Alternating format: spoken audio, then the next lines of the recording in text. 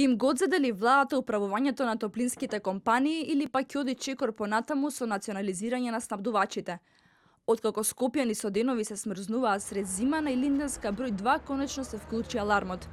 Министерот за економија Кришник Бектиши во телефонска изјава за телевизија 24 вели дека сите опции се отворени, а снабдувачите ќе мора да испорачаат топлинска енергија. По дел на национализација тоа се проверува дали е можно согласно постоечките закони и правила во нашата држава. Јас кажав и претhodно, сите опции се отворени, а јас сум убеден дека ќе најдеме решение да имаме во континуитет снабдување со топлинска енергија на сите потрошувачи кои користат оваа енергија.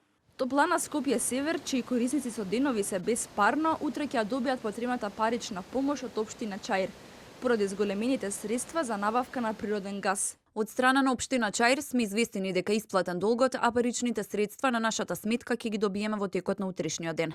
Сепак и покрај направената уплата од општина Чаир, проблемот би се решил само краткорочно, односно проблемот за набавка на природен газ по зголемената цена од 270% останува и понатаму. Од БЕК за телевизија 24 вела дека во периодот од 6 до 9 јануари кај нив се регистрирани пријави од вкупно 204 објекти на потрошувачи, од вкупно 2700. Во 39 објекти се констатирани технички неисправности во топлинските станици на објектите и истите се веднаш отстранети.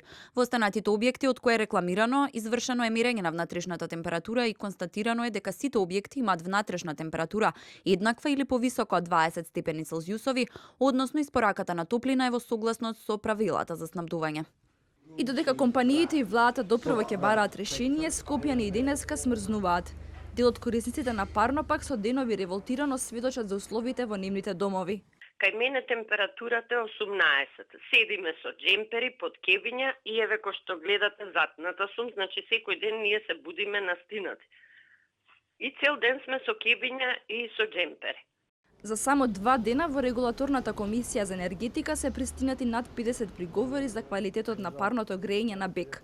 Оттаму велат дека веднаш ги ставаат во процедура по плаќите и бараат од БЕК да излезе на терен и да изврши мерење на фактичката состојба.